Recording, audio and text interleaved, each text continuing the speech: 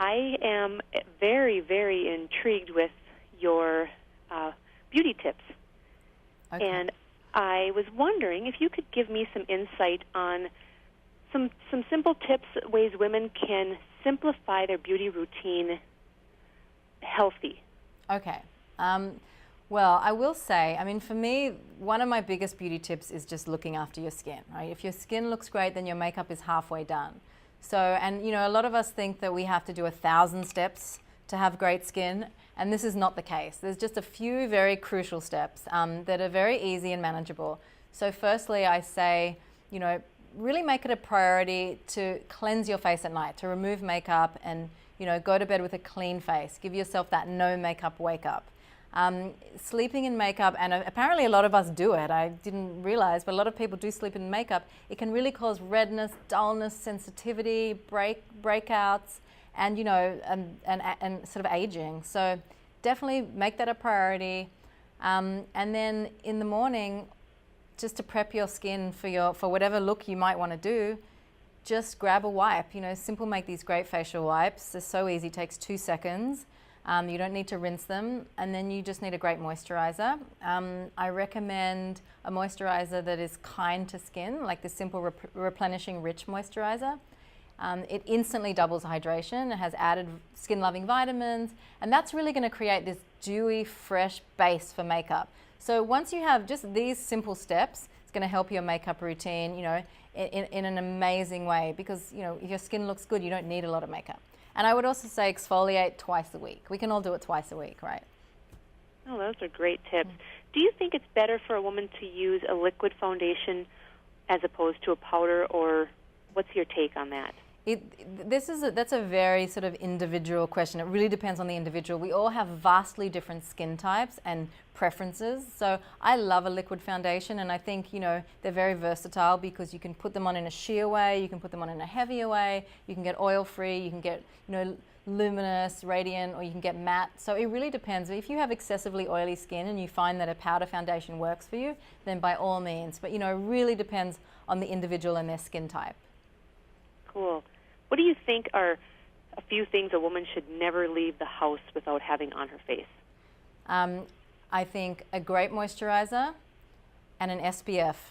Those are those are really the things that are crucial. I mean, you know, the rest is kind of up to you. I mean, for me, I have a tinted moisturizer, a little bit of cream blush and a bronzing powder, maybe some mascara and, you know, a lip stain, and that's it. That's all I need.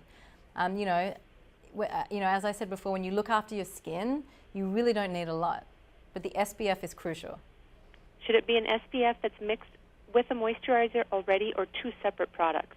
You know, it really depends. I mean, if your moisturizer has a great SPF and that works for you, then that's fine. But if you want to, if it doesn't, you love your moisturizer and you can just add an SPF over the top. You know, I think both are adequate. Okay. What do you think is the hottest fashion trend right now as far as eye color and lip color? I think we're seeing a lot of really nude palettes, and I'm loving it. Just the nude eye, you know, the nude lip, maybe a little bit of, you know, gold, rosy gold around the eye just to make them pop, and a good strong brow. That's definitely a trend that we're seeing. And, you know, with that sort of trend, you want to be careful that your nude lip doesn't wash you out. Make sure it has a bit of warmth to it, a bit of peach or a bit of pink, and if it's still too nude, you can mix it with one, you know, your favorite darker shade. But this nude palette, we're seeing it everywhere, this no makeup look, and I love it. To me, it just exudes confidence and beauty, and it just says, you know, I'm gorgeous the way I am, I'm not trying to hide, and I love that. It does look very simple, like somebody didn't really try too hard. Exactly. To make themselves up. And that's, you know, that's such a beautiful look.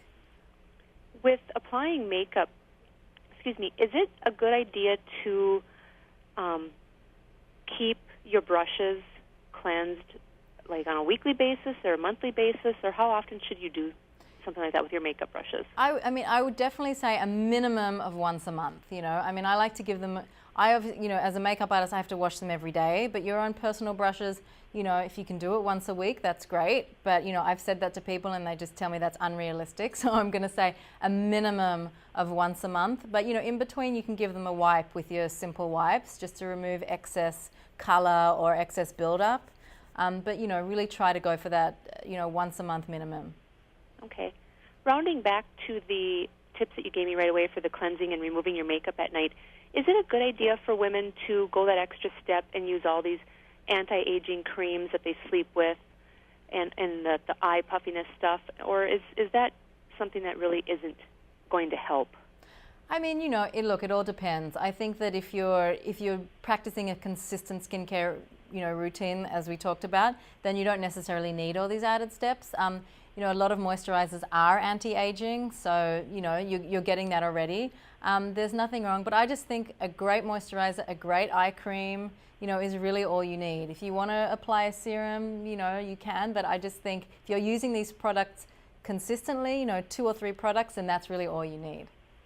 Okay. With all the wonderful people that you work with and the gorgeous people that you work with, who is the easiest person for you to give the most natural look to? Somebody that's just a natural beauty that doesn't really need a whole lot. I'm going to give you such a boring answer and tell you that I cannot possibly choose. I have so many gorgeous clients. They all look after their skin so well. Often they sit down in my chair and I think, what am I going to do? You're beautiful the way you are, I mean, and it doesn't mean, it's not necessarily the young clients, it's every age group. So I'm sorry, my boring answer is that I cannot choose. I simply cannot pick. And you always wonder when you see people on TV that look amazing and you think, is that thanks to the makeup artist or is that thanks to the person? I have to say it's definitely a combination. I mean, I do makeup, but I'm the first to sort of admit that it's not all about like the cosmetic application. It's really about the skincare that goes behind that as well. 50-50. Well, I have another tip that I'm asking of you that's more for me because I suffer with dark circles under my eyes, and I have for years. And I've tried everything. What is something that I can use to mask those? Well, you definitely have to look, obviously look at your lifestyle. I mean, sometimes they're just genetic, but, if it's your lifestyle that's kind of causing that, then obviously more sleep, drink more water, stay hydrated. That helps. We have a great product, the Revitalizing Eye Roller. You keep it in the fridge and, in morning and night you can apply it. It's really cooling and it really helps to depuff and de-stress the under eye area. And then as far as makeup is concerned, you can try a illuminating concealer, like a highlighting pen underneath your eyes, dab that, put that under your foundation and then maybe, a concealer over the top of that. Just, so that kind of helps to, detract from the circles. So all these things really help, And then, the tea bags and the cucumbers really work as well. They do? They do work, yeah. Okay, so they're not just an old wives' tale. If you wake up really super puffy, then a cold cucumber on your eyes will work wonders. Oh, that is really interesting. How about maybe putting a rag on your face in the morning for a few minutes before you get out of bed? Will that help with anything on the puffiness? A rag, did you say? Yeah, like a cold wash. Absolutely. Yeah, that helps a lot. Anything that's going to cool will help to depuff that area. Okay. We actually have some great tips on this, at simpleskincare.com, some great sort of little secrets and tips and, how-tos. So it definitely, take a visit. That's awesome. Is there an essential travel kit that you can give me? Something if you're traveling and say you have to have a carry-on bag and you can't check your luggage. Right. That you could have. Yes, that's when these wipes are genius. So I have some simple wipes and then simple eye makeup remover pads. Then that's it's the perfect sort of solution. You don't have to have any liquids, and they're so lightweight and easy to travel with. And then I just buy the little bottles and put my my essentials in the little bottles, and it just makes life easier. But the wipes are key. They saved me on many occasions. Is there? Do you have the wipes with the brand that on the site? Do you have like? Oh, absolutely. The simple cleansing wipes. Yes, we have 4 types of wipes, and if you go onto the website, you can learn all about them. My favorite are the Radiance wipes, but there's one for everyone. I've never tried wipes on my face. Oh, it's fantastic. They're great to have in your purse for touch-ups as well on the go. The eye makeup remover wipes. If your mascara tends to run, or if you want to go from day to night and really cleanse your face, because for me, I don't like to sit in foundation all day, so I want to take it off and start again. So I just carry a pack of wipes with me, put them on, and then reapply my foundation. And it's just, it makes life a lot easier than, carrying a big cleanser and then the pad, So it's kind of one-stop shopping. Oh, I'll have to check those out, and I'll make sure to talk about those in the blog post. Oh, absolutely. I keep them by my bed too for those nights where I'm just that exhausted. So just to make sure I always go to sleep with my, with a clean face. That is one thing I'm good for. I do wash my face every single night. Good girl. Every night. Is there a certain, I see a lot of women with bright red lips or bright pink lips, and is there a certain color that people with blonde hair, brown hair, black hair, whatever, should stay away from?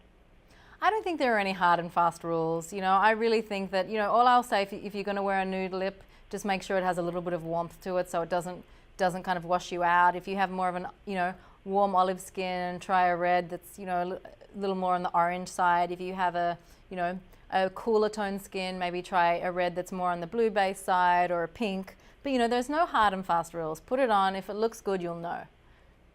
And if you feel good. Right, exactly. Well, I appreciate your time. I know you're a busy gal.